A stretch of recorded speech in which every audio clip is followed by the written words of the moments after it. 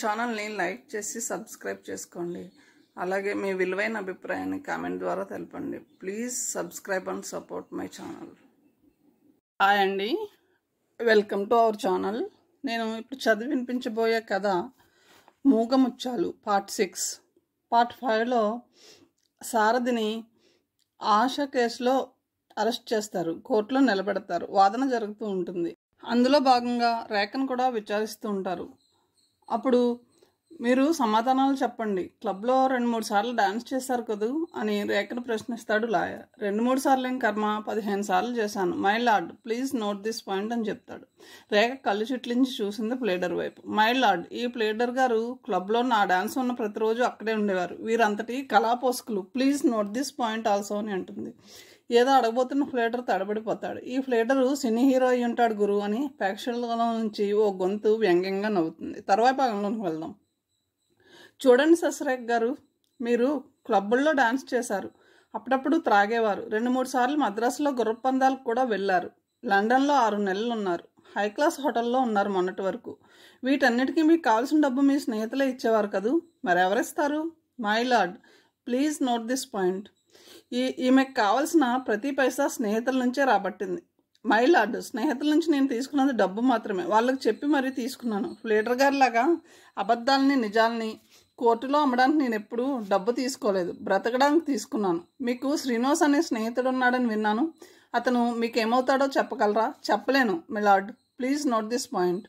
ఈ ప్లేటర్ గారు ఎంత తెలివిగలవారో చూడండి. నాకు శ్రీనివాస్ స్నేహితుడని ఆయనే చెప్పారు, మళ్ళీ ఏమవుతారు అని ప్రశ్నించారు. ప్రశ్నలు అడగడం చేత కాకపోతే బుద్ధిగా కూర్చోమనండి, రేఖ జడ్జి గారితో విన్నవించుకుంది. మీకు ఆశ తెలుసా? తెలుసు. ఆమెని మీ శారద గారు ఏమని పిలిచేవారు? అమ్మ ఆశ అనేవాడు. ఈ ఫోటో చూడండి, శారద గారు ఆశకి ఎంత సన్నిహితంగా నిలబడ్డారో. ఆయన కళ్ళల్లో సోదర ప్రేమ కనిపించడం లేదు, చిలిపిగా నవ్వుతున్నాయి అతని కళ్ళు. ఓ అన్నలా లేరు ఆయన. మీకు కాస్త చత్వారం ఉన్నట్లుంది. ప్రేక్షకుల్లో నుంచి నవ్వులు. ఫోటో దిగుతున్నప్పుడు దగ్గరగా నిలబడక స్టూడియో దాటి వెళ్ళి రోడ్డు మీద నిలబడతారా? శారద చూపుల్లో మీకు చిలిపితనం కనిపించిందన్నారు, మీ చూపుల్లో నాకు గజదొంగ కనిపిస్తున్నాడు. అక్కడ నాకు న్యాయం కనిపించడం లేదు. డబ్బు కోసం నిజాన్ని అబద్ధంగా మార్చగల మోసగాడు కనిపిస్తున్నాడు. దీనికేమంటారు? Order, order. ఈయన ఆర్డర్ లేని ప్రశ్నలు వేస్తుంటే ఆర్డర్ ఎక్కడి నుంచి వస్తుంది? తోట ప్లీడరు నవ్వారు సస్రేఖ ప్రశ్నకి. మీకు స్నేహితుల్లో మగవాళ్ళే ఎక్కువ కదూ? కావచ్చు, నేను లెక్క పెట్టలేదు. స్నేహమేనా లేక అది హద్దులు దాటి వెళ్ళిన విచ్చలవిడితనమా? వాళ్ళని అడిగి రండి, వెళ్ళి ఏమిటో చెబుతారు. మీ అమ్మగారికి శాస్త్రోక్తంగా పెళ్లి జరగలేదు కదూ? అయితే మీకెందుకు ఇంత బాధ? మీ అమ్మగారికి కూడా శాస్త్రోక్తంగా పెళ్లి జరగలేదా? జనం విరగబడి నవ్వారు. సూటిగా సమాధానాలు ఇవ్వడం మంచిది. సూటిగానే ఇస్తున్నాను కదా. రాజశేఖరం గారు మీ తండ్రి అని మీకు ఎప్పుడు తెలిసింది? ఆయనతో మీరు కలిసి ఉన్నారా? నేను పుట్టాక తెలిసింది. మా నాన్నగారు రాజశేఖరం గారని. ఆయనతో నేను కలిసి ఉన్నది లేనిది అమ్మని అడిగి వచ్చి చెప్తాను. రేఖకి ఆ ప్రశ్నలు వింటుంటే ఒళ్ళంతా కంపరంగా ఉంది. మీరు చిన్నప్పటి నుంచి ఇలాగే మొండిగా మాట్లాడేవారు కదూ? అది నా స్వభావం. మీకు పెద్దవారంటే గౌరవం లేదా? పెద్దవారు ఎవరెక్కడ? వ్యంగ్యంగా అడిగింది. ఆమె అడిగిన తీరు అందరికీ నవ్వు తెప్పించింది. మీ తల్లిదండ్రులు, అన్నగారు మొదలైన వాళ్ళంటే నాకు భయం, భక్తి. మీరన్న గౌరవం, అభిమానం అన్నీ ఉన్నాయి. అబద్ధం. మీరు మీ నాన్నగారిని విమర్శించారు ఎన్నోసార్లు. నాకు ఆ హక్కు ఉంది. నేను ఆయనకి కూతురిని గుర్తుంచుకోండి. వెళ్ళండి కా. మిలార్డ్, ఈ అన్నా చెల్లెళ్ళ జవాబులు విన్నారు కదా. వీళ్ళిద్దరు తల్లిదండ్రులది ఒక కులం కాదు. శారదకి డబ్బంటే మహాపిచ్చి. తీయని మాటలు చెప్పి సలీం దగ్గర డబ్బు కాజేశాడు. ఈ రేఖ డబ్బు కోసమే స్నేహాలు చేసింది. శ్రీనివాస్ అనే బ్యాంక్ ఆఫీసర్తో కలిసి ఉంటుంది. పెళ్లి కాలేదనే గుర్తుంచుకోవాలి ఇక్కడ. బ్రతక నేర్చిన వాళ్ళిద్దరూ. ఆ డబ్బు కోసమే సలీంతో స్నేహం. ఆ డబ్బు దాహమే అతడికి ఆశతో స్నేహం. ఆ డబ్బు దాహమే అతడిని ఆశాని వలలో వేసుకునేటట్లు చేసింది. కులమత భేదాలు పాటించకపోవడం ఓ ఆదర్శమని చెప్పేవాడట. అదే సాగుతో ఆశాని నాశనం చేశాడు. పెళ్లి చేసుకుంటానని చెప్పి ఆశాని నిశాలో ఉన్నప్పుడు నలిపివేశాడు. కానీ ఆమె సలీంను ప్రేమించింది, అందుకే ఆత్మహత్య చేసుకుంది. శీలాన్ని దోచుకుంటే నా మాట తప్పకుండా వింటుందని శారద అలా చేశాడు. మళ్ళీ తెలివిగా ఆమెని ఇంటికి చేర్చాడు. టాక్సీ డ్రైవర్ కూడా ఆశ ఇతని చేతుల్లో మొహం దాచుకుని ఏడవడం చూశాడు. ఆశ ఇతన్ని చూసి ఏడ్చింది. ప్రాణాలు పోయేటప్పుడు కూడా ఇతని పేరే చెప్పింది. అందుకే కనుక ఆ ఆత్మహత్యకి ఇతడే కారణం. ఇలాంటి వాళ్ళు సంఘానికి చీడ పురుగులు. వీళ్ళకి కఠినాతి కఠినమైన శిక్ష విధించాలని మనవి చేస్తున్నాను. ఇతనికి ఉరిశిక్ష సరైన శిక్ష అని తలుస్తున్నాను. ప్లీడర్ వాదన విని జడ్జి గారు కేసుని మరునాటికి వాయిదా వేశారు. సారథి తరపున వాదించే ప్లేడరు వాదన వినాలని చెప్పారు. శశిరేఖ ప్రశ్నలు జవాబులు విజయ్కి ఎంతగానో నచ్చాయి. రేఖ, మీరు ప్లేడర్ అయితే బాగుండేది అన్నది. మరోసారి అన్నయ్యని చూసిరండి సీత, మనం ఇంటికి వెళ్దాం పదా. రేఖ అలా ఎందుకన్నది సీత అర్థం చేసుకుంది. సారథి అవమానంతో కృంగిపోతున్నాడు. విజయ తప్ప మరొకరు అతన్ని మనసున విశ్వాసాన్ని ధైర్యాన్ని నింపలేరని రేఖకి తెలుసు. అందుకే అలా చెప్పింది. విజయకి వెళ్ళాలని మనసులో ఎంతగానో ఉంది. కానీ వాళ్ళేమనుకుంటారోనని సిగ్గుపడింది. సారథి కళ్ళు మెరిశాయి విజయని చూడగానే. నీకోసమే ఎదురు చూస్తున్నా విజయ. నాకు తెలుసు మీ చూపులు నన్ను వెతుకుతున్నాయని గ్రహించానులేండి. రేఖ ప్లేడర్ని దులిపివేసింది. ఇలాంటి విషయాల్లో రేఖలాంటి మనుషులే ఉండాలి. నువ్వంతా విన్నావా విజయ? విన్నాను. మీరు ఇన్నాళ్ళు నాకు ఈ మాట చెప్పకుండా ఎందుకు దాచారో అర్థమైంది. సీత నాకంతా చెప్పిన తర్వాత మీ అమ్మగారు చేసిన దానికి నాకెంతో గర్వంగా ఉంది. ఆ రోజుల్లోనే కులమతాన్ని చూడకుండా మీ నాన్నగారిని గెలుచుకోగలిగారంటే ఎంతటి ఉన్నతమైన సంస్కారమో అర్థమైంది. సారథి ఆమె కళ్ళల్లోకి చూస్తూ అడిగాడు, అయినా నన్ను ప్రేమిస్తున్నావా? ఇంకా ఎక్కువగా ప్రేమిస్తున్నాను. తాతయ్యకి ఇష్టం లేకపోతే నన్ను ఇక్కడికి వెళ్ళమన్నది ఎందుకు అనుకున్నారు? లోలోన అలాగే తాతయ్య కూడా మిమ్మల్ని ప్రాణ సమానంగా ప్రేమిస్తున్నాడు. మీకేవో సమస్యలున్నాయని, ఆడపిల్లని నేను ఎలా వాటిని తట్టుకోగలనని ఆలోచిస్తున్నాడు. ఊళ్ళో వాళ్ళు తాతయ్యతో పాటు నన్ను వెలివేస్తారు, కానీ మిమ్మల్ని పోగొట్టుకుని ఆ ఊరి వాళ్ళ సంతృప్తి కోసం జీవోత్సవంలా బ్రతకలేను. రేఖ సంగతి తెలుసా? తెలియదు. అది ఆమె స్వంత విషయం. ఆమెకు ఎందరో స్నేహితులున్నారట. ఇంకా ఏమేమో అన్నాడు ప్లేడర్. కానీ ఆమె ఏ పరిస్థితుల వలన అలా ప్రవర్తిస్తుందో ఆ ప్లేడర్కి అక్కర్లేదు. ఆమెకి ఎంత అన్యాయం జరిగిందో కోర్టు చూడదు.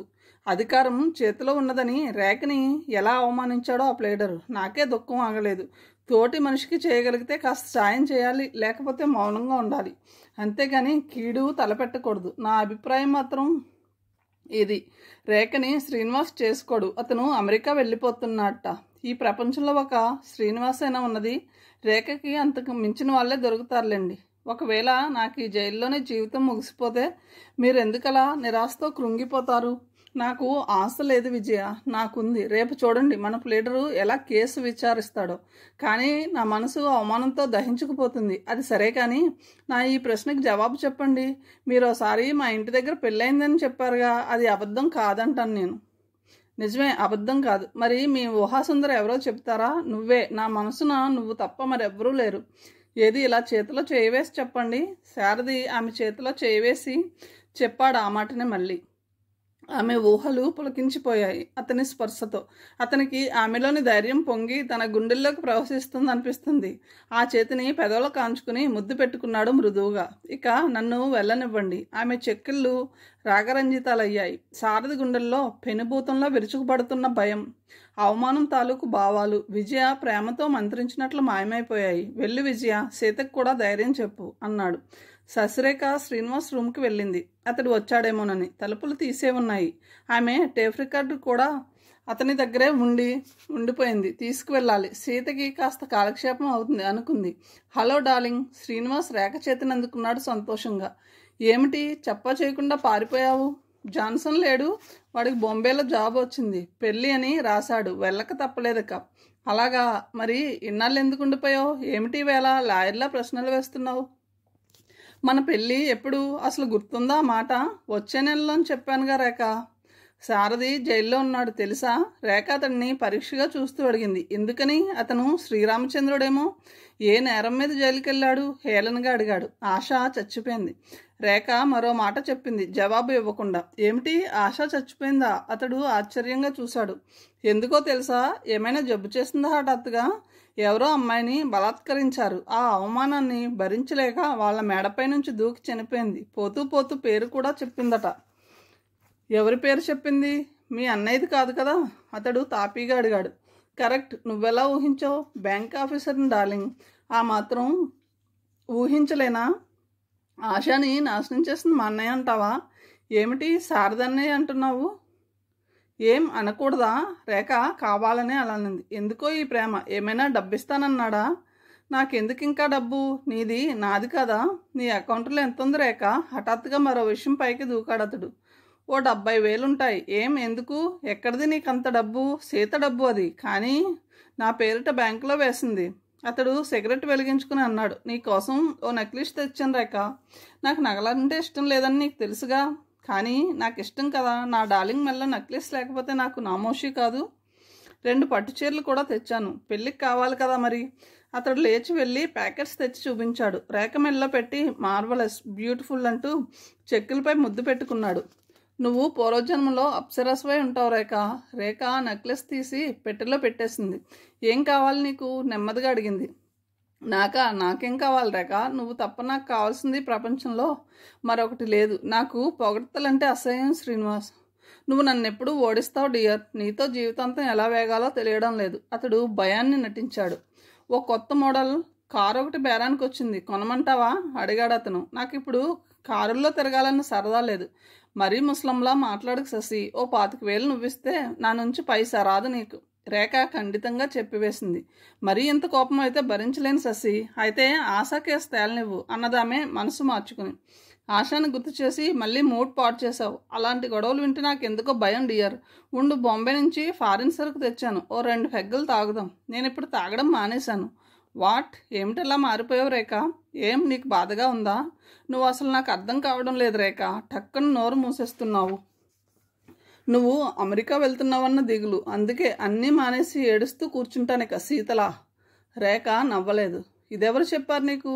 నువ్వు నన్ను మోసం చేసి పారిపోలేవు డార్లింగ్. శశిరేఖ పెదవులపైన నవ్వు మెరిసింది. సరి, అయితే ఇద్దరం కలిసి వెళ్ళవలసిందేనన్నమాట. ఆగు, నేను వెళ్ళాక త్రాగవచ్చులే. అతడి చేతి నుంచి సీసాను లాగివేసింది. ఏం, నువ్వు ఇక్కడ ఉండవా? నిరాశగా అడిగాడు అతను. ఆశాని నువ్వు మళ్ళీ ఎప్పుడైనా కలుసుకున్నావా? ఆ అమ్మాయి కాలేజీ నుంచి రోజు నీ రూమ్ ముందు నుంచి ఇంటికి వెళ్తుంది కదూ. ఓసారి ఆమె కారాపి ఏదో అన్నావటగా. శ్రీనివాస్ మరో సిగరెట్ ముట్టించుకున్నాడు. ఏమో నాకు గుర్తులేదు మరి. నీకు తెలియదులే చెప్పినా. నువ్వు శారదని డబ్బు అడిగావు కదూ. అడిగాను. ఎందుకు? కోపంగా అడిగిందామె. మన కోసమే అడిగాను. పెళ్ళైన తర్వాత ఓ ఇల్లు కొనుక్కోవద్దా? నీకు సిగ్గు వేయదా మరొకరి నుంచి డబ్బు అడుక్కోవడానికి? సిగ్గెందుకు? కట్నం ఇవ్వడా మీ అన్నగారు? నీ బ్రతుక్కి నా బ్రతుక్కి కట్నాలు కావాలా? నీ సరదాలకి అన్నయ్య ఎందుకు ఇస్తాడు అసలు? ఫోన్లో ఇవ్వద్దని చెప్పు. శ్రీనివాస్ రేఖ మాటని ఖండించలేదు. నా టేప్ రికార్డులో ఉండాలి. ఎక్కడుంది? ఇదేమిటి మంచం క్రిందకి తోసేసావు? ఆన్ చేసే ఉంది. ఆమె రికార్డుని ఆపేసింది. రేపు ఆఫీస్కు రాను నేను. నువ్వు కూడా సెలవు పెట్టేయరాదు? రేఖ అడిగింది. ఎందుకు? నాకు వీలు కాదు. ఆశా ఇంటికి వెళ్ళి రావాలి. అయితే నేనెందుకు రేఖ? వాళ్ళ అమ్మగారిని పలకరించి వద్దాం. నువ్వు వచ్చాక వెళ్ళొచ్చని ఊరుకున్నాను. అయినా వాళ్ళెలా రాణిస్తారు నిన్ను? మీ అన్నయ్యే ఆశాని. ఆశా బ్రతుకుని నాశనం చేసిన రాక్షసుడెవరో నేను వెతికి పట్టుకోగలను. అంతవరకు అన్నయ్యని అపనిందల పాలు చేస్తే నీ మొహం కూడా చూడను. నీకు ఈ మధ్య కోపం పిలిస్తే పలుకుతుంది. సరే, మీ అన్నగారు నిర్దోషి. రేఖ, నువ్వు పోట్లాడితే నాకెందుకో భయంగా ఉంటుంది. నీది కాస్త తొందర స్వభావం. ఏ మాట మీదో కోపం వచ్చి నన్ను వెళ్ళిపోమంటావేమోనని నాకు భయం. నువ్వు అసలే మొండిదానివి. ఆ తర్వాత నువ్వు నా మొహం కూడా చూడనంటావు. నేను కన్న కళ్ళన్నీ బూడిద పాలైపోతాయి. నేనంటే ఎందుకెంత ప్రేమ నీకు? అది ఈవేళ మరింత ఎక్కువైంది. కారణం తెలుసుకోవచ్చా? రేఖ అనుమానంగా చూసింది. భార్యని ప్రేమించడం కూడా తప్పేనంటావా? నీకు ఇంకా భార్యను కాలేదుగా. కాబోతున్నావు కదా. అసలు నిజం చెప్పాలంటే అయినట్టే. నేను ఆఫీస్లో అందరికీ చెప్పేశాను మా పెళ్ళి అయిపోయిందని. ఎప్పుడు? సిగరెట్ పొగని రింగుల్లో వదులుతూ అన్నాడు అతను. అయినా నీకు ఆశ పైన ఇంత ఆసక్తి ఎందుకు? మా అన్నయ్యని విడిపించుకోవాలి ఆ కేసులో నుంచి. అదెలా సాధ్యమవుతుంది? ఆశ స్వయంగా సారథి పేరు చెప్పిందన్నావుగా. అన్నయ్య అంత కిరాతకుడా? రేఖ అతని కళ్ళల్లోకి చూస్తూ అడిగింది. నాకేం తెలుసు? నా పేరు శశిరేఖ డార్లింగ్. నా ముందు అబద్ధాలు ఆడుకుని నటించుకు. నీ మనసులో ఏముందో నేను తెలుసుకోలేనని అనుకోకు. నీకు సారథి అంటే ఈర్ష్య, కోపం. ఎందుకు? విజయ నీ గురించి నాకంతా చెప్పింది. విజయ పేరెత్తగానే ఉలిక్కి పడ్డాడు. ఏ విజయ? ఏం చెప్పింది? అదే మొన్న నువ్వు బొంబేలో ఉన్నావేమో. మొన్న అనేనా అర్థం? ఓ రోజునని. రామారావుతో నా గురించి ఏమన్నావు నువ్వు? ఏమన్నాను? ఏమీ అనలేదే. అయినా నీ గురించి వాడితో ఎందుకంటాను? నేను కులము గోత్రము లేని వాళ్ళకి పుట్టానని చెప్పావటగా. అబ్బే, అలా నేను ఎందుకంటాను రేఖ? నేను నీ మాట వచ్చి నా గురించి అతడితో ఏ మాట చెప్పలేదని ఇప్పుడేగా అన్నావు. శ్రీనివాస్ తడబడిపోయాడు. మాట అంటే చెడుగా? అదే నీ గురించి వాడు అడిగితే మీ అమ్మ గురించి. మా అమ్మ గురించి మాట్లాడే హక్కు నీకెవరిచ్చారు? మీ అమ్మ గురించి నేను ఎప్పుడైనా ఎవరికైనా చెప్పానా? నేను ఏమీ చెప్పలేదు రేఖ. మా అమ్మ పెళ్ళి ఏమీ లేకుండానే నన్ను కన్నదని చెప్పావటగా. మీ అమ్మ నిన్ను పెళ్లి చేసుకుని కన్నదని రుజువేమిటి? మీ అమ్మ అంత గొప్ప మనిషి అయినప్పుడు నువ్వింత నీచుడు ఎలా అయ్యావు? మరి నువ్వు బ్రాహ్మణుడు కదా, విస్కీలు బ్రాందీలు తాగి పశువులా కింద పడి దొర్లుతావెందుకు? రేఖ కళ్ళల్లో నుంచి కోపం నిప్పుల్ని రాలుస్తుంది. నీకేమైంది వేళ? నీ అసలు రూపం తెలిసింది. నీ బ్రతుకు నా చేతుల్లో ఉందని గుర్తుంచుకో. నా ఈ ఉద్యోగాన్ని క్షణాల్లో ఓడగొట్టించగలను. నీ ఉద్యోగాన్ని నేను తలుచుకుంటే. నువ్వు అమెరికా పారిపోదామనుకున్నావు, మళ్ళీ నా డబ్బు కోసం ఆగిపోయావు. అయితే రేఖ వైపే కళ్ళప్పగించి అతడు చూస్తుండిపోయాడు విభ్రాంతిగా. సుజాత నీకు తెలుసు కదూ, ఆ అమ్మాయి నా క్లోజ్ ఫ్రెండ్. వాళ్ళ నాన్నగారు ఇక్కడ పోలీస్ సూపరింటెండెంట్. ఒకసారి ఆయనతో నీ రాసక్రీడల గురించి చెప్పాలనుకుంటున్నాను. నువ్వు నన్ను ఎలా నట్టేట్లా ముంచి పారిపోవాలనుకున్నావో ఆ సంగతి చెప్పేశానులే. శ్రీనివాస్ కంగారు పడిపోయాడు ఈసారి. నేను అమెరికా నీతోటే వెళ్తాను రేఖ. అతనేం మాట్లాడుతున్నాడో అతనికే తెలియనంత భయం పట్టుకుంది. నాతోటి నువ్వు అమెరికా రాలేవు. నీ గురించి ఇంత తెలిసిన తర్వాత ఇంకా నీ చుట్టూ నేను తిరుగుతాననుకుంటున్నావా? నా దగ్గర ఇప్పుడు ₹1,50,000 ఉన్నాయి. నిన్ను కొనేయగలను, అమ్మేయగలను. నువ్వు సుజాతకి ప్రేమలేఖ రాసి పంపిన సంగతి మొన్ననే వాళ్ళ నాన్నగారు చెప్పారు. సుజాతను నీకు ఇచ్చి పెళ్లి చేస్తానని కూడా చెప్పారు. నేనే ఆగమని చెప్పాను. నువ్వు వెళ్ళింది బాంబే కాదు డియర్, ఢిల్లీ. నాకు తెలియదు అని వాదించుకు. సుజాత అన్నయ్య నిన్ను ఢిల్లీలో చూశాడు. శ్రీనివాస్ బరువుగా నిట్టూరుస్తూ రుమాల్తో నుదుట పట్టిన చెమటని అద్దుకున్నాడు.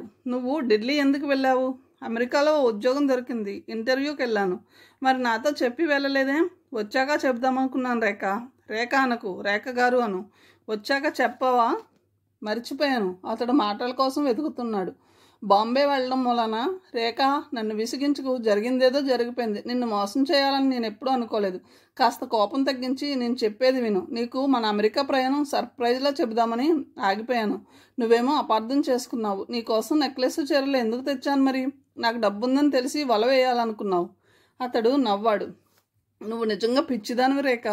నేను నెలకి 10,000 జీతం మీద అమెరికా వెళ్తున్నాను. నాకు ఇప్పుడు డబ్బు అక్కర్లేదు. నీ కలలన్నీ నిజం చేస్తాను. ఆపు, మాట్లాడకేక. నీకు ఇంకా కోపం పోలేదన్నమాట. ఎప్పుడో నిన్ను షూట్ చేసి పారేస్తాను. ఇలా అబద్ధాలు ఆడవద్దని నీకెన్నోసార్లు చెప్పాను. ఈ అబద్ధాలు విని విని విసుకెత్తిపోయింది నాకు. నీ మాటల్లో ఏ ఒక్కదాన్ని నమ్మను నేను. నీ గురించి నాకు ఇప్పుడు పూర్తిగా తెలిసింది. నీకు చెప్పలేను. అతడు నిట్టూర్చాడు. నువ్వు చెప్పినా నేను వినను. నువ్వెక్కడికి వెళ్ళకు. నీతో సుజాత నాన్నగారికి చాలా పనుంది. రేపు మాట్లాడడానికి వస్తారట. రేఖ ఆ మాటను చెప్పి వెళ్ళిపోయింది విసురుగా. మరునాడు శారద కేసు విచారణ కుదరలేదు. లాయర్లు ఆ రోజున సమ్మె ప్రకటించారు. వాళ్ళ కోరికల్ని మంజూరు చేయలేదని. రేఖ 2 రోజులు ఇంటికే రాలేదు. 3వ రోజున విజయ రాజ్యం దగ్గరకు వెళ్ళి వస్తుంది. శ్రీనివాస్ రూమ్ ముందు జనం గుమికూడి ఉండడం చూసి ఆ వైపుకు వెళ్ళింది. అక్కడున్న వాళ్ళల్లో ఒకరిని అడిగింది. ఏమైంది? శ్రీనివాస్ని ఓ అమ్మాయి చంపివేసింది. పేరు శశిరేఖ అంటున్నారు. విజయకి కళ్ళు తిరుగుతున్నట్లు అనిపించిందా కబురు వినగానే. పరుగున వెళ్ళి సీతకి చెప్పింది. కానీ వాళ్ళిద్దరూ వచ్చేసరికి శశిరేఖని పోలీసులు తీసుకువెళ్తున్నారు. రేఖ ఏమిటిది? సీత వణికిపోతూ అడిగింది. శ్రీనివాస్ని చంపేశాను సీత, క్షమించు. అంతే. ఆమె మరేమీ చెప్పలేదు. ఇక సీతకి ఏడుపు రాలేదు, సంతోషము కలగలేదు. ఎందుకు ఇలా చేసింది రేఖ? శారదనే పరిహసిస్తున్నారని ఏడుస్తుంటే ఈ రేఖ కూడా ఇలా తయారైందేమిటి? ఆమెకి అంతా పద్మవ్యూహంలా ఉంది. శారదకు చెప్పకుండా ఉండలేకపోయిందా కబురు? సీత, శశిరేఖ ఇంత పని చేసిందా? అయ్యో, దాన్ని ఇంకెవరు రక్షించగలరు? నీకు జరిగిన అన్యాయానికి నిన్ను ఓదార్చేవారెవరు? శారది పిచ్చివాడలా కన్నీరు పెట్టుకున్నాడు. విజయ్కి ఏం చేయాలో తోచకుండా పోయింది ఒక్క క్షణం. రేఖ దగ్గరికి వెళ్ళారు. అక్కడి నుంచి ఆమె జైల్లో గోడ కానుకుని కూర్చుని ఉంది. ఆమె మొహాన విచారమే లేదు. బాధలన్నీ వదిలించుకున్న యోగినిలా చూస్తుంది. విజయని సీతని చూసి లేచి వచ్చింది. రేఖ, ఎందుకిలా చేసావమ్మా? సీత గొంతు జీరబోయింది. శ్రీనివాస్ని ఎన్నాళ్ళ నుంచో చంపాలనుకుంటున్నాను సీత. అది ఇప్పటికి కుదిరింది. నువ్వెందుకు విచారించుతావు?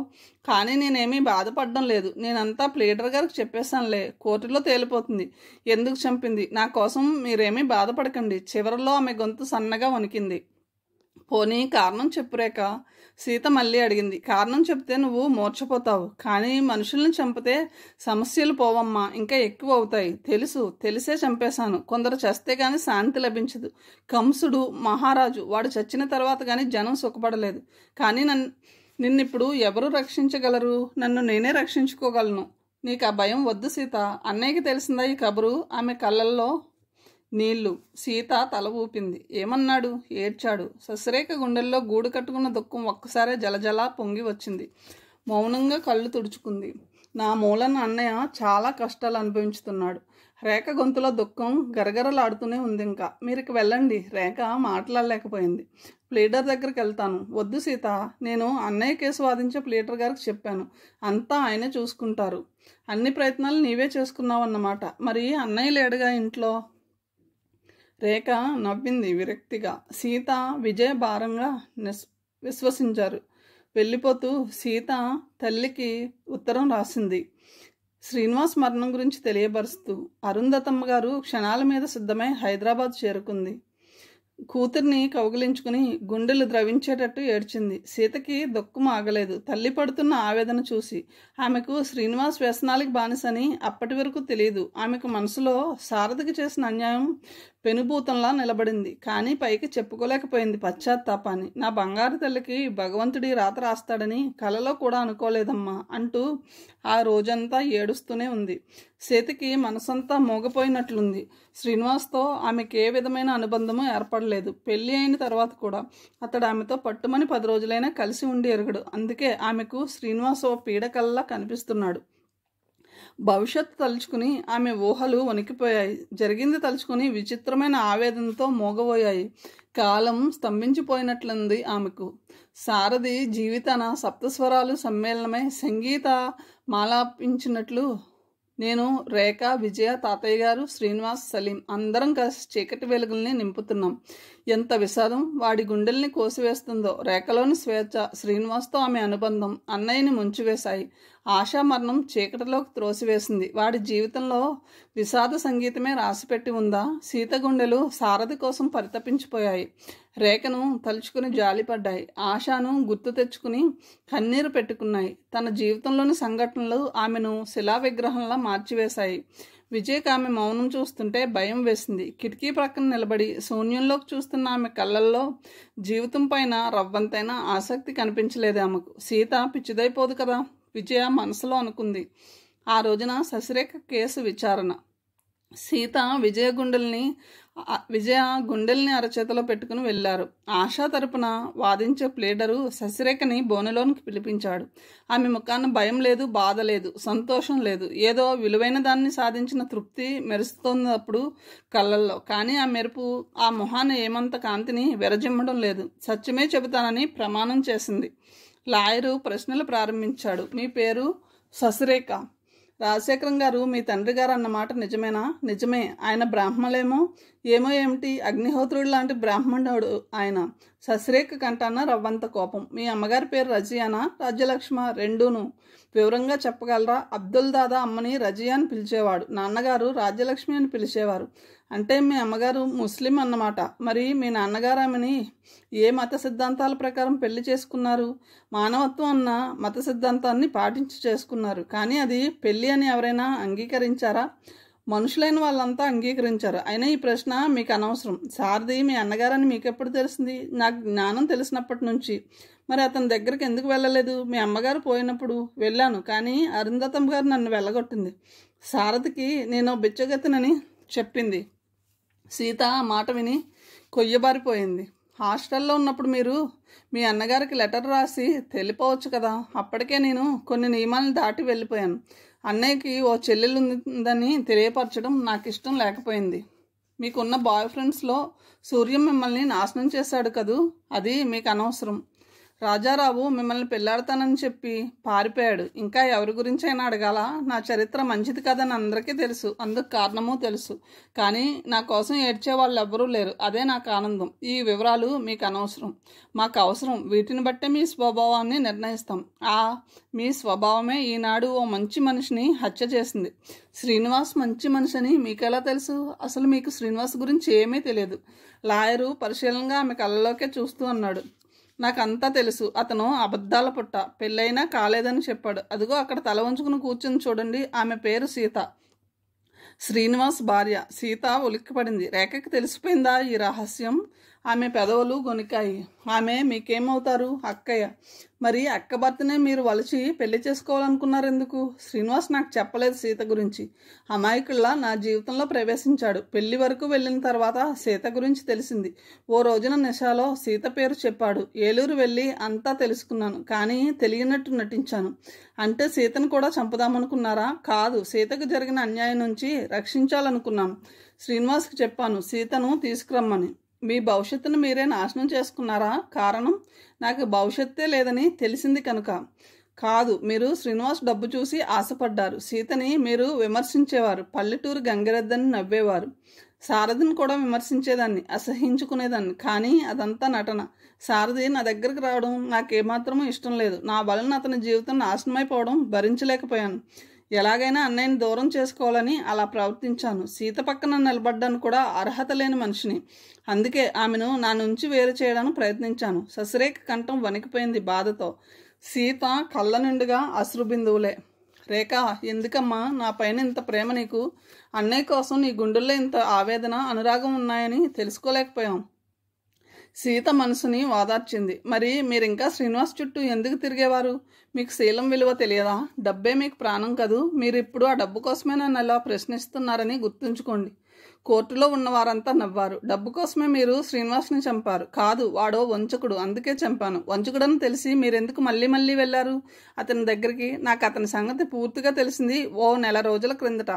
సీత ఓ రోజు అతని గదికి వెళ్ళింది. నన్ను మోసం చేసి అమెరికా వెళ్ళిపోతాడన్న కోపంతో వెళ్ళింది. కానీ వాడు ఆ సీతనే చంపబోయాడు. అబద్ధం. ఆ సంగతి మీకెలా తెలుసు? శ్రీనివాస్ అమెరికా వెళ్తున్నట్లు ఆఫీస్లో నాకెవరో చెప్పారు. డబ్బు అవసరమైంది. తల్లిదండ్రుల ఆస్తినంతా సీత పేరున రాసేశారు. విడాంకులు ఇంకా ఇవ్వలేదామె. సీతను ఎలాగైనా రప్పించి ఆస్తిని తన పేర రాయించుకోవాలనుకున్నాడు. అందుకే ఓ డైరీ తయారు చేసి మా వరండాలో వదిలేసి వెళ్ళిపోయాడు. అప్పటికే అతనికి తెలిసిపోయింది సీత మా ఇంట్లో ఉన్నదని. తెలియనట్లు నాటకమాడాడు ఆమెను చూసి. సీత అదంతా నిజమని నమ్మి వెళ్ళింది. కానీ అప్పుడే ఆ నీచుడు ఓ అమ్మాయిని బలాత్కరిస్తున్నాడు. సీత కోపం పట్టలేక కుర్చీ ఎత్తి కొట్టింది. కానీ అతడు ఆమెనే గాయపరిచి బయటికి తోసివేశాడు. ఇదంతా కట్టుకర్ద మైలార్డ్. ఈ అమ్మాయి చరిత్ర అంతా మీకు వినిపించాను. హాస్టల్లో ఉండి ఇతరుల డబ్బు మీద బ్రతికింది. ఉన్న వాళ్లతో ప్రేమ కలాపాలు సాగించి డబ్బు సంపాదించింది. సూర్యం, రాజు, రవి, రామం ఇలా ఎందరో ఈమె మోసంలో చిక్కుకుని పోయి డబ్బును పోగొట్టుకున్నారు. శ్రీనివాస్ ఉద్యోగం చూసి అమాయకుడని నమ్మి వలవేసింది. శారద కూడా అదే డబ్బు కోసం ఆశాని నాశనం చేశాడు. ఆ ప్లీడర్ వాదనని రేఖ నియమించిన ప్లీడరు కాదన్నాడు. మై లార్డ్, ఇవన్నీ అబద్ధాలు. నన్ను రేఖ గారితో మాట్లాడనీయండోసారి అన్నాడు తను లేచి. జడ్జి గారు అనుమతించారు. అమ్మ రేఖ, నువ్వు హాస్టల్లో ఉన్నప్పుడు నీకెవరు సాయం చేశారు? సుజాత అని ఓ స్నేహితురాలు ఉంది. ఆమె నాకు కావలసిన ధన సహాయం చేసింది ఎన్నోసార్లు. అందుకు ఆధారాలు ఉన్నాయా?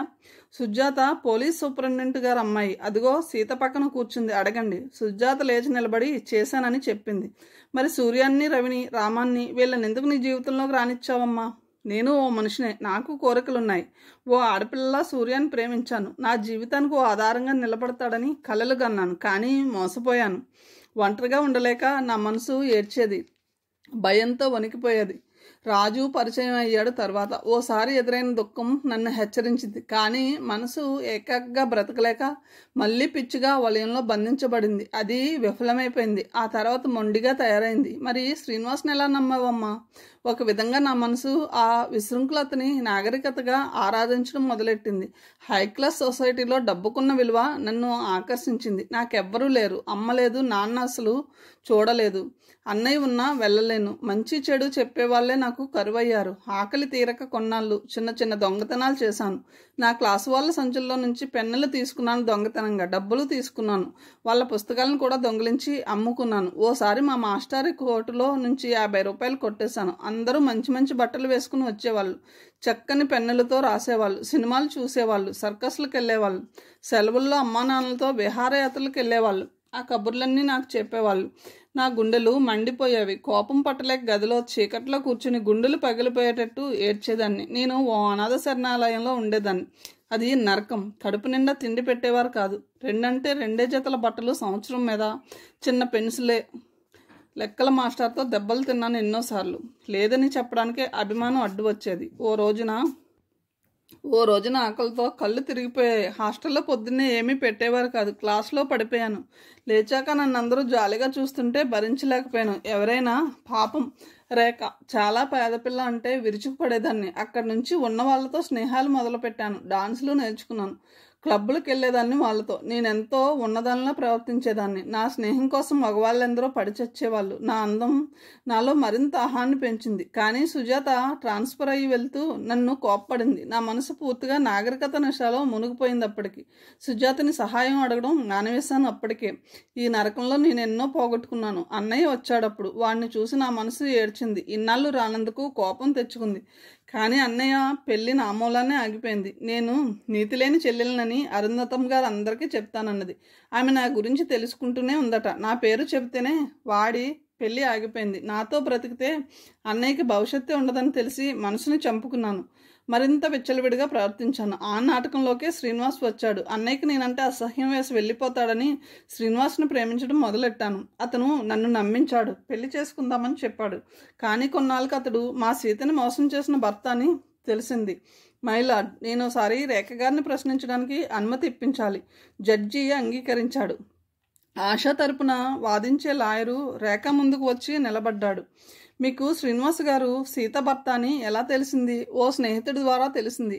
అతని పెళ్లి శుభలేఖ కూడా ఉంది. చూస్తారా? ఐసి. మరి ఆ విషయం తెలిసిన తర్వాత కూడా మీరు శ్రీనివాస్తో ఎందుకు కలిసి తిరిగారు? సీత కోసం నాటకం ఆడాను. ఎలాగైనా అతన్ని సీత దగ్గరికి చేర్చాలనుకున్నాను. అందుకే మా ఇంటికి ఆహ్వానించాను. అబద్ధం మైలార్డ్. ఈమె ఏ పని చేసినా డబ్బు కోసమే చేసింది. ఎవరితో స్నేహం నటించినా డబ్బు కోసమే. ఈ అన్నా చెల్లెళ్ళిద్దరూ కలిసి ఆశాని శ్రీనివాస్ని చంపివేశారు. ఆ డబ్బు కోసమే. మై లార్డ్, ఈ ప్లేడర్ గారికి కాస్త మతి చెల్లించినట్లుంది. ఆశాని చంపితే మాకేం వస్తుంది? ఆశాకి మేము బంధువులమా? అసలు ఆశా పేరిట చిల్లి గలబ్బైనా లేదు. ఉన్నదంతా వాళ్ళ నాన్నగారిది. మేము ముస్లింలమా ప్లేడర్ గారు? కాకపోవచ్చు. ఏమిటి కాదు? ఆ సంగతి గుర్తుంచుకొని ప్రశ్నించండి, రేఖ హెచ్చరించింది. శ్రీనివాస్ మీకోసం చీరలు నగలు తెచ్చాడు కదూ? నా కోసం కాదు, అతనికే వేరే పెళ్లి కుదిరింది. ఆ పెళ్లి కూతురు కోసం తెచ్చాడు. ఆమె ఎవరో చెప్పగలరా? మై లార్డ్, ఈ ప్లేడర్ గారి ప్రశ్నలు వింటుంటే నవ్వాలో ఏడవాలో తెలియకుండా ఉంది. ఆ శ్రీనివాస్ మహాశయుడికి ఈ ప్లేడర్ గారి తమ్ముడు కూతురునిచ్చి వచ్చే 15వ తారీఖున పెళ్ళని ఈయనకు కూడా శుభలేఖ అందింది. నా దగ్గర కూడా ఉంది. చూడండి. ప్లేడర్ మొహం నల్లగా మాడిపోయింది ఆ శుభలేఖని చూడగానే. కేసు వాయిదా పడింది. మళ్ళీ వారం రోజులు దాటిన తర్వాత విచారణ కొనసాగుతుందని తెలియజేశారు. విజయ వేములపల్లి వెళ్ళింది. మళ్ళీ వస్తానని చెప్పి. మరునాడు సలీం వచ్చాడు రేఖని చూడ్డానికి. నిన్ను అర్థం చేసుకోలేకపోయానమ్మా, క్షమించు. నువ్విచ్చిన టేప్ రికార్డర్ రహస్యంగా బాగు చేస్తున్నా. సలీం గొంతులో విషాదం నిండిపోయింది. ఆ రికార్డర్ మీదే మన కేసు ఆధారపడి ఉందన్నయ్య. నేనే దాని మీద పడిపోయాను. లేకపోతే ఈ పాటికి అన్నయ్య నిర్దోషిగా బయటకు వచ్చేవాడు. నువ్వు తొందరపడ్డావమ్మా. ఆ శ్రీనివాస్ దగ్గరికి నన్ను తీసుకుని వెళ్లే పని అన్నాడు సలీం. నా బ్రతుకు ఓ పెద్ద నాటకం అన్నయ్య. ఆ నాటకంలో నాకు అందరూ నటులేననిపించేది. అందుకే నిన్ను, అన్నయ్యని, సీతని అందరినీ దూరంగానే ఉంచాను. అసలు మిమ్మల్ని ఆ నాటకంలోకి లాగి అపహాస్యం పాలు చేయలేకపోయాను. రేఖ గొంతులో విషాదంతో పాటు బాధ కూడా ధ్వనించింది. సలీం బరువుగా నిట్టూర్చాడు. నా మూలాన నీ జీవితం ఎడారి అయిపోయిందన్నయ్య, క్షమించు. నేను ఇలా జరుగుతుందని అనుకోలేదు. రేఖ నిస్సహాయంగా చూస్తూ అన్నది. అన్నయ్యని చూసావా? వాడు అసలు బ్రతకడేమో. రేఖ దుఃఖాన్ని పెదవుల మధ్య నొక్కి పెట్టింది. వాడిని చూస్తే నా గుండెలు పగిలిపోతాయేమోనని భయంగా ఉందమ్మా. సలీం గొంతులో స్నేహం విలపించిన శబ్దం స్పష్టంగా వినిపించింది. ఒక్కసారి వెళ్ళి కలుసుకుని ధైర్యం చెప్పన్నయ్య. రేఖ తన ప్రాణాన్ని పణంగా పెట్టి కాపాడుతుందని చెప్పు. విజయని ఒక్కసారి నా దగ్గరికి రమ్మని చెప్పు. సీతక్కయ్యను కూడా రమ్మను. సలీం మళ్ళీ వస్తానని చెప్పి వెళ్ళిపోయాడు. గుండెల్ని బిగబట్టుకుని సారథి దగ్గరికి వెళ్ళాడు. సలీంను చూడగానే సారథి లేచి వచ్చాడు. చువ్వల్లో నుంచి స్నేహితుడి చేతులు అందుకుని చెక్కిళ్ళు కన్నీటితో తడిసిపోతుంటే అన్నాడు, నాకు ఆశ చెల్లెలు. ఆశ లాంటి కూతురు కావాలనుకునేవాడిని మనసులో. నువ్వు నమ్మావురా? అతనికి దుఃఖం ఆగలేదు. సలీం కళ్ళ నుంచి అశ్రు బిందువులు జారి సారథి దోషట్లో పడ్డాయి. నమ్మలేదన్నట్లు తల ఊపాడు. సన్నగా పాలిపోయిన మొహంతో ప్రాణాన్ని కళ్ళల్లో నిలుపుకున్నట్లు దీనంగా చూస్తున్న స్నేహితుని చూడగానే సలీం గుండెలు తరుక్కుపోయాయి. నోటి మాట రాకుండా పోయింది. అతని గుండెలపైన వాలిపోయి తనివి తీరా ఏడవాలనిపించింది. నేను నీకోసమేరా బ్రతికి ఉన్నది అని ఆ గుండెల్లో తలదాచుకుని చెప్పాలనిపించింది. కానీ అతడు జైలు గోడల మధ్య బందీగా అయి కూర్చున్నాడు. నిన్ను చూసిన తర్వాత నాకు బ్రతకాలనిపిస్తుందిరా. ఆశ చూసావురా నన్నెంత ఒంటరివాణ్ణి చేసిపోయిందో. నేను ఎలా బ్రతకనురా ఆశ లేకుండా? ప్రతి క్షణం తన కోసమే బ్రతకనురా. కనీసం నా కోసం బతకూడదురా? ఎన్ని కలలు కన్నాను, ఎన్నెన్ని కోరికలో ఆశ గుండెల్లో. అన్నీ విప్పి చెప్పింది నాకు. అక్షరం కూడా దాచుకోలేదు మనసులో. కానీ ఆఖరికి నేను తనకేమీ కానట్లు అక్షరం కూడా నాతో చెప్పకుండా వెళ్ళిపోయింది. నా గుండెలు ఏడ్చి ఏడ్చి సొమ్మసిల్లిపోయాయిరా. ఏడ్చినా రాని ఆశని ఎలా చేరుకోవాలో చెప్పరా, ప్లీజ్ చెప్పరా. సారథి చేతిలో మొహం దాచుకుని పసిపిల్లవాడిలా రోధించాడు అతను. కథను ఇంతటితో ముగిస్తున్నాను. తిరిగి తర్వాయి భాగంతో కలుద్దాం. Thank you.